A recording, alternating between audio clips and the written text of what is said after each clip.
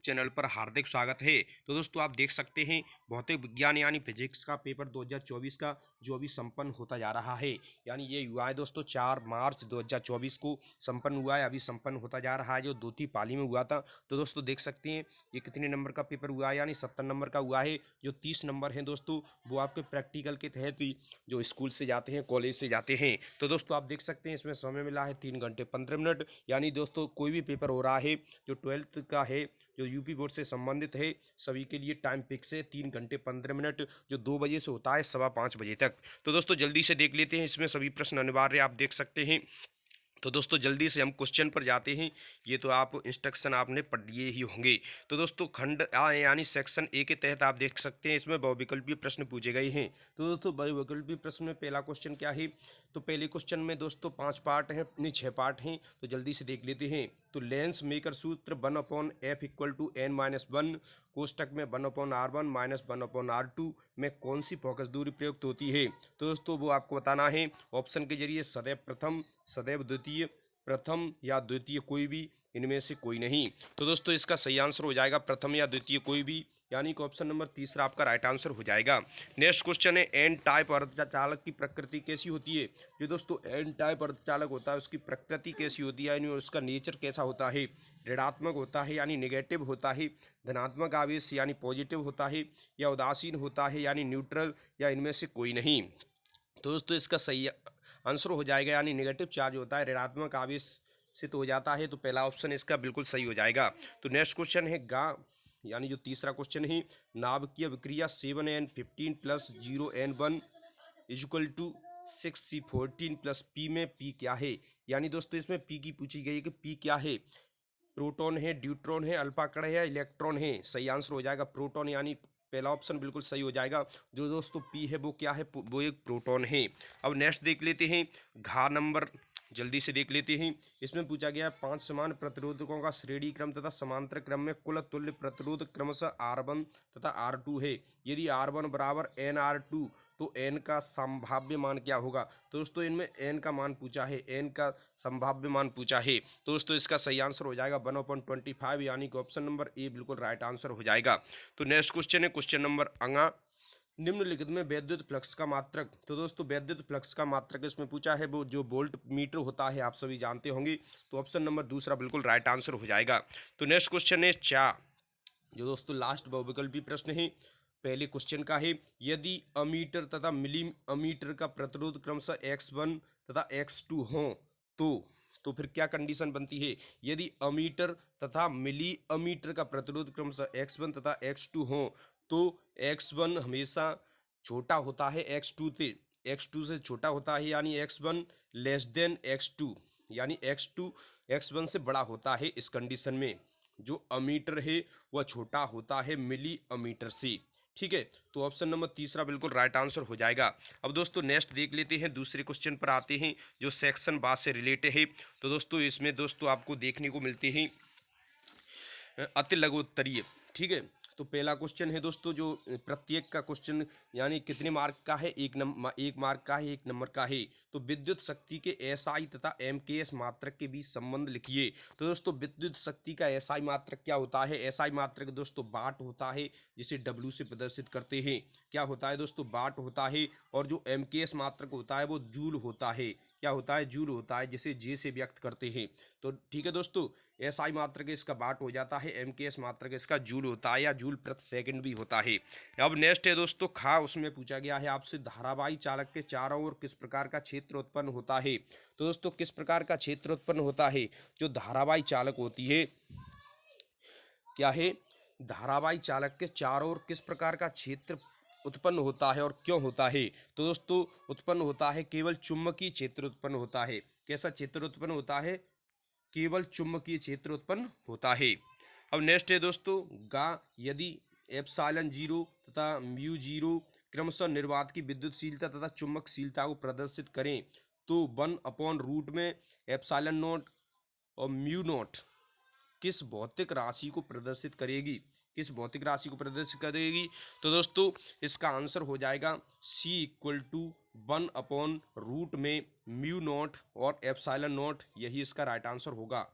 क्या होगा दोस्तों, सी इक्वल टू 1/रूट में म्यू नॉट और एप्सिलॉन नॉट।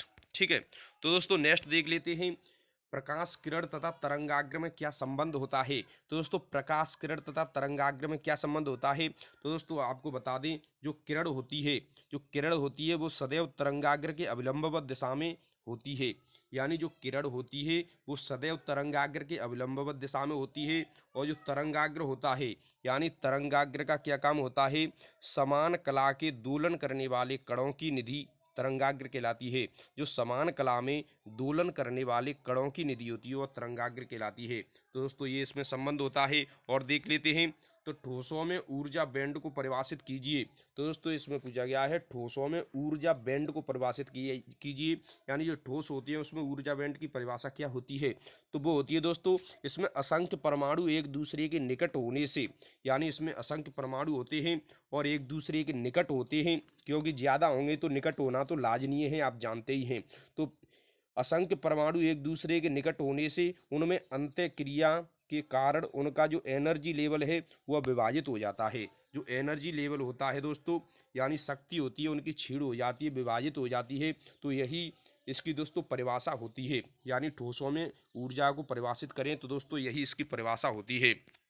अब नेक्स्ट है द लास्ट, प्रकाश विद्युत प्रभाव की खोज किसने की। तो दोस्तों इसकी खोज किसने की थी, हेनरिक रुडोल्फ हर्टज ने। किसने की थी, हेनरिक रुडोल्फ हर्टज। तो दोस्तों प्रकाश विद्युत प्रभाव की खोज किसने की, हेनरिक रुडोल्फ हर्टज ने इनकी खोज की थी।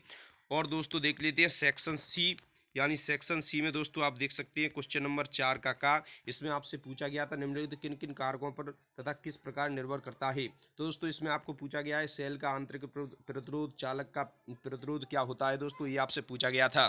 तो दोस्तों खा में आपसे क्या पूछा गया था, एक समतल विद्युत चुंबकीय तरंगों को समीकरण E इक्वल टू 100 कॉस कोष्टक में 6 × 10⁸ प्लस 4x वोल्ट प्रति मीटर से निरूपित किया जाता है। तो निम्नलिखित की गणना कीजिए। तो दोस्तों आपको ये 3 दिए गए हैं, इनकी आपको गणना करनी थी। और देख सकते हैं दोस्तों गांव में आपसे पूछा गया है, निम्नलिखित पदार्थों में उदाहरण की सहायता से अंतर स्पष्ट कीजिए। दोस्तों आपको उदाहरण भी देने हैं और जो इसमें अंतर है, जो तीनों दिए गए अनुचुंबकीय, प्रतिचुंबकीय, लोह चुंबकीय। तो दोस्तों इन तीनों में जो जो भी अंतर है वो आपको स्पष्ट करना है और एक एक इन सभी का उदाहरण भी देना है। ये आपसे पूछा गया है दोस्तों, 3 नंबर में क्वेश्चन पूछा गया है। जल्दी से देख लेते हैं चौथे का घा। तो एक प्रिज्म का कोण ए, उसमें न्यूनतम विचलन कोण के बराबर होता है। न्यूनतम विचलन की दिशा में निम्नलिखित की गणना कीजिए। तो दोस्तों आपतन कोण, अपवर्तन कोण, प्रिज्म के पदार्थ का अपवर्तनांक, जो दोस्तों एक एक नंबर के हैं, यानी 3 नंबर का ये क्वेश्चन पूछा गया है आपसे। और देख इसमें पूछा गया दोस्तों पीएन संधि में अग्र अभिनत तथा पश्च अभिनत क्या होता है। तो दोस्तों जो पीएन संधि होती है, पीएन संधि डायोड से ये दोस्तों प्रश्न लिया गया है। तो दोस्तों इसमें अग्र अभिनत तथा पश्च अभिनत क्या होता है, अग्र धारा तथा पश्च धारा में अंतर स्पष्ट कीजिए। दोस्तों आपको अग्र धारा तथा पश्च धारा में अंतर भी बताना है। तो दोस्तों पीएन संधि में अग्र अभिनत तथा पश्च अभिनत क्या होता है ये बताना है। और जो दोस्तों इसमें क्या अंतर है अग्र धारा तथा पश्च धारा में, वो भी आपको स्पष्ट करना है, जो 3 नंबर में पूछा गया है। अब दोस्तों देख सकते हैं आप आगे नेक्स्ट देख सकते हैं, नेक्स्ट क्या है दोस्तों, जल्दी से देख सकते हैं। नेक्स्ट है आपका ये नीचे 5वें का।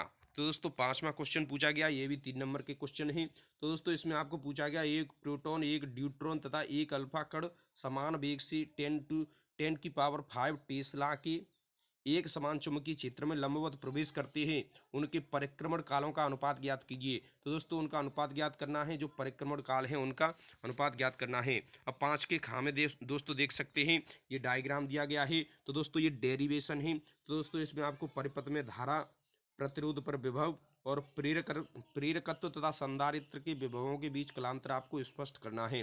ठीक है दोस्तों, ये भी आपको 3 नंबर में पूछा गया क्वेश्चन है। अब दोस्तों देख सकते हैं एक गोलीय दर्पण में फोकस बिंदु तथा वक्रता केंद्र के बीच की दूरी 20 सेंटीमीटर है, यानी -20 सेंटीमीटर है। निम्नलिखित की गणना कीजिए तथा उनके नाम लिखिए। यानी दर्पण के ध्रुव से उसके फोकस बिंदु की दूरी आपको ज्ञात करनी है और दर्पण के ध्रुव से उसके वक्रता केंद्र के बीच की दूरी, यानी दर्पण के ध्रुव से आपको पहले फोकस बिंदु की दूरी याद करनी है, फिर आपको वक्रता केंद्र के बीच की दूरी याद करनी है। तो दोस्तों बीच की दूरी दी रखी है वैसे -20 सेंटीमीटर है वक्रता केंद्र के बीच की दूरी। तो दोस्तों इसी की सहायता से आप इन्हें ज्ञात कर सकते हैं। और नेक्स्ट है दोस्तों घ, प्रकाश विद्युत प्रवाह में देहली तरंग दैर्ध्य लैम्बडा 0 तथा देहली आवृत्ति सिग्मा 0 से आप क्या समझते हैं? संतृप्त धारा तथा अंतक विभव का मान किन कारकों पर निर्भर करता है? ये आपसे क्वेश्चन पूछा गया है। दोस्तों अंगा पीएन संधि दिष्टकारी किसे कहते हैं?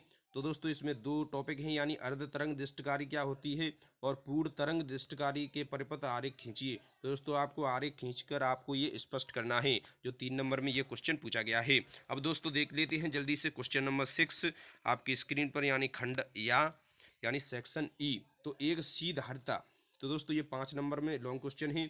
एक सीधारिता के संधारित्र को Q आवेश तथा V विभवांतर से आवेशित करने पर उसके प्लेटों के बीच विद्युत क्षेत्र E तथा विद्युत स्थितिज ऊर्जा U प्राप्त होती है। यदि संधारित्र को स्रोत से अलग करके उसके प्लेटों के बीच पूर्णतया के परावैद्युतांक माध्यम की मोटाई के बराबर एक पट्टी प्रवेशित की जाए तो निम्नलिखित के नए मान की गणना कीजिए। तो दोस्तों आपको ये 5 टॉपिक दिए गए हैं जो एक एक नंबर के हैं। आप देख सकते हैं इसमें धारिता आपको बतानी है, विभवांतर बताना है, आवेश, विद्युत क्षेत्र और विद्युत स्थितिज ऊर्जा। अगर आपसे ये न आए तो अथवा में आपको ये क्वेश्चन करने को आया था।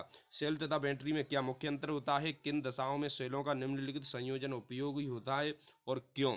तो दोस्तों सेल और बैटरी में क्या अंतर होता है ये आपसे पूछा गया है। तो दोस्तों किन दशाओं में सेलों का निम्नलिखित संयोजन उपयोगी होता है और क्यों होता है? दोस्तों श्रेणी क्रम संयोजन बताना है, समांतर क्रम और मिश्रित क्रम। दोस्तों तीनों आपको बताने हैं, जो दोस्तों 5 नंबर का लॉन्ग क्वेश्चन है। और दोस्तों देख सकते हैं क्वेश्चन नंबर 7, इसमें भी आपको केवल एक करना है। 2 क्वेश्चन पूछे गए हैं आपसे। एक अभिसारी तथा अपसारी लेंस की फोकस दूरी क्रमशः f1 तथा f2 है। यदि दोनों को संपर्क में रखा जाता है तो संयोजन की निम्नलिखित दशाओं में संयुक्त लेंस की प्रकृति लिखकर किरण आरेख बनाइए। तो दोस्तों F1 greater than F2, F1 less than F2, F1 equal F2। तो दोस्तों आपको ये तीनों बतानी है, जो दोस्तों 5 नंबर का क्वेश्चन पूछा गया है, यानी डेरिवेशन है। तो दोस्तों आप देख सकते हैं क्वेश्चन अथवा में अगर आपसे वो ना आया हो तो आप इसे कर सकते थे। खगोलीय दूरदर्शी तथा संयुक्त सूक्ष्मदर्शी की तुलना निम्नलिखित आधार पर कीजिए। अवयव और आवर्धन क्षमता, इन दोनों के आधार पर आपको इनकी तुलना करनी है। तो दोस्तों देख सकते हैं क्वेश्चन नंबर हमारे 7 कंप्लीट हो गए हैं। क्वेश्चन नंबर 8 पर जा रहे हैं, तो जल्दी से देख लेते हैं। क्वेश्चन नंबर 8 में पूछा गया है बंधन ऊर्जा प्रति न्यूक्लियन का द्रव्यमान संख्या के साथ परिवर्तन को दर्शाइए। इसके आधार पर निम्नलिखित को स्पष्ट कीजिए। तो दोस्तों आपको नाभिकीय विखंडन, नाभिकीय संलयन, नाभिकीय ऊर्जा बतानी है, जो दोस्तों 5 नंबर का क्वेश्चन आपसे पूछा गया है। अगर आपसे वो ना आया हो तो अथवा में आप देख सकते हैं। एक हाइड्रोजन परमाणु की ऊर्जा स्तर की ऊर्जा 3.4 यानी -3.4 इलेक्ट्रॉन वोल्ट है। निम्नलिखित की गणना इस ऊर्जा स्तर के इलेक्ट्रॉन के लिए कीजिए। तो दोस्तों आपको ये 5 टॉपिक दिए गए हैं, जो दोस्तों एक एक नंबर के हैं। बंधन ऊर्जा, ऊर्जा स्तरों की संख्या, गतिज ऊर्जा, आयनन विभव, कोणीय संवेग। तो दोस्तों आपने 8 क्वेश्चन देख लिए हैं। लास्ट क्वेश्चन दोस्तों 9वां क्वेश्चन पूछा गया है आपसे। तो दोस्तों उसमें पूछा गया है आपसे ट्रांसफार्मर किस सिद्धांत पर कार्य करता है?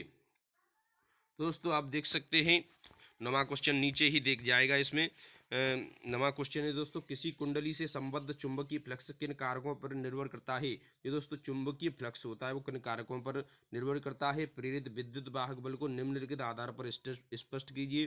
जो दोस्तों प्रेरित विद्युत वाहक बल है उनके कारण क्या है, परिमाण क्या है और दिशा क्या होती है? तो दोस्तों ये 5 क्वेश्चन नंबर में पूछा गया क्वेश्चन है, जो 9वां क्वेश्चन है, इधर लास्ट क्वेश्चन है इस पेपर का। अथवा में अगर आपसे ये ना आए हो तो दोस्तों आप देख सकते हैं ट्रांसफार्मर से जुड़ा हुआ क्वेश्चन है, बहुत ज़्यादा इंपॉर्टेंट है, कई बार एग्जाम में पूछा जाने वाला क्वेश्चन है। तो दोस्तों ट्रांसफार्मर किस सिद्धांत पर कार्य करता है? तो दोस्तों ये अन्योन्य प्रेरण सिद्धांत पर कार्य करता है। किस पर करता है? अन्योन्य प्रेरण सिद्धांत पर कार्य करता है। तो दोस्तों एक आदर्श ट्रांसफार्मर के लिए निम्नलिखित शर्तों का उल्लेख कीजिए। दोस्तों चुंबकीय फ्लक्स का क्षरण, प्राथमिक कुंडली का प्रतिरोध, द्वितीयक कुंडली का प्रतिरोध और शक्ति का क्षय।